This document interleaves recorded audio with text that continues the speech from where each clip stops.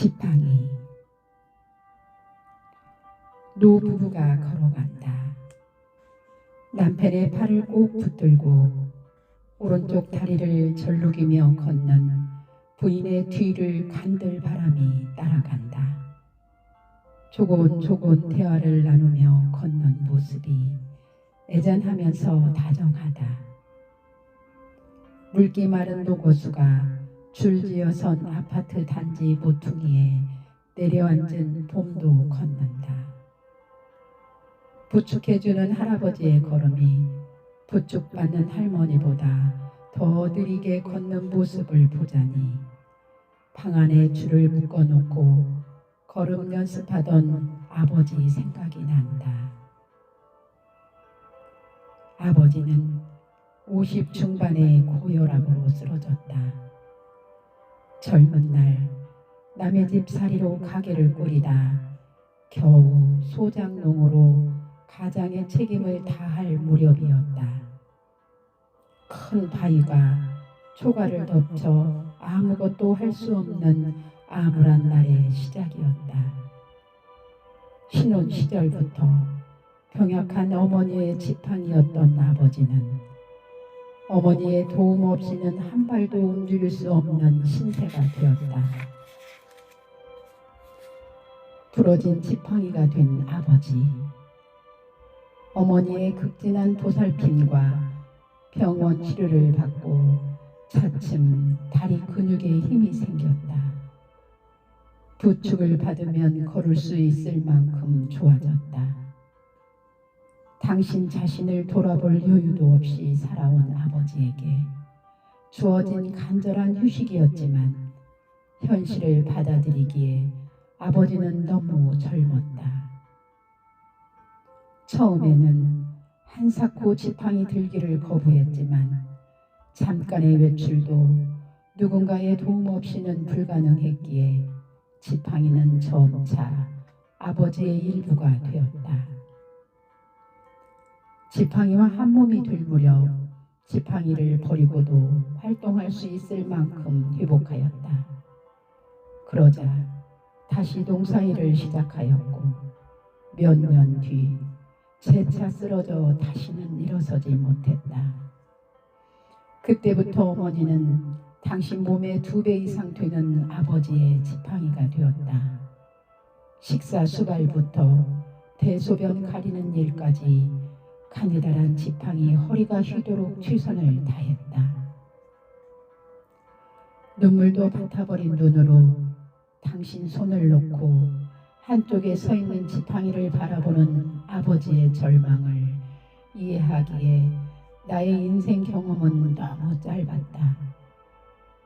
지팡이에 의지할 수도 없게 무너진 아버지는 때때로 쓸모를 잃은 지팡이를 쓰다듬으며 수건으로 닦곤 하였다.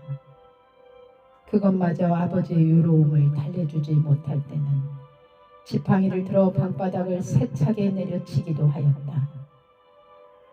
장판이 찢어지고 지팡이도 끝이 잘려나가자 어머니는 지팡이를 마루 밑으로 치워버렸다.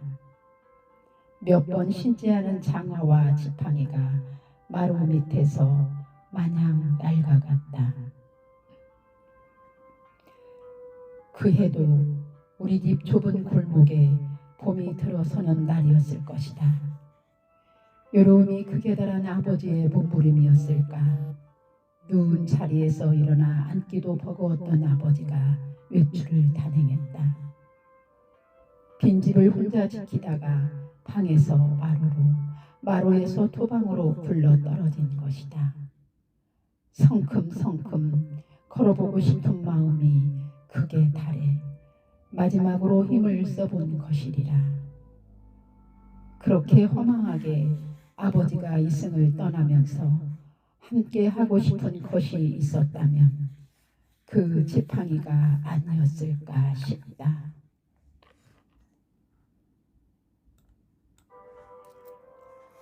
반질반질 아버지의 손때가 묻은 지팡이는 아버지에 대한 그리움을 대신하는 물건이 되었다. 내 삶이 흔들리고 반듯하게 걸을 수 없을 때 나를 붙잡아 다독이며 함께 걸어주었던 지팡이는 아버지였다. 그 흔한 나무 막대기처럼 위험을 부리지 않고 마음 편하게 등을 내준 아버지. 아버지는 어릴 적부터 고명딸이라며 무조건적 사랑만 주었다. 살갑게 표현하지 않았지만 아버지의 눈빛을 보면 알 수 있었고, 가끔씩 하는 무뚝뚝한 말씀에서도 나는 느낄 수 있었다. 아버지의 무조건적 사랑은 굴곡 많은 내 삶의 길을 이끌어준 지팡이였다. 할아버지는 할머니의 지팡이다. 오른손에 형식적으로 둔 지팡이가 있으나 온전히 안전을 담보하고 마음마저 지지해줄 할아버지에 비할까. 인간은 나약한 존재라고 했다. 생명을 얻는 순간부터 잃어가는 순간까지도 누군가에게 의지할 수밖에 없기 때문이리라. 이제 나에게 청려장은 남편이다. 비가 와서 질척이는 길을 갈 때도, 빙판길을 갈 때도 지팡이는 내 걸음보다 한 발 앞서간다. 당신이 먼저 안전을 확인한 후 걸음을 안내하는 것이다. 남편을 의지해서 쉰 호반 고개를 안전하게 넘고 있다. 무슨 일이건 내가 하는 일에 전폭적으로 도와주고 힘을 실어주는 든든한 남편을 아버지는 나의 지팡이로 넘긴 것인지도 모르겠다. 서로를 의지하며 노부부가 걸어간 길을 젊은 아빠와 어린아이가 걷는다. 키보다 훨씬 큰 지팡이를 올려다보며 노란 가방을 맨 여자아이가 걸어간다.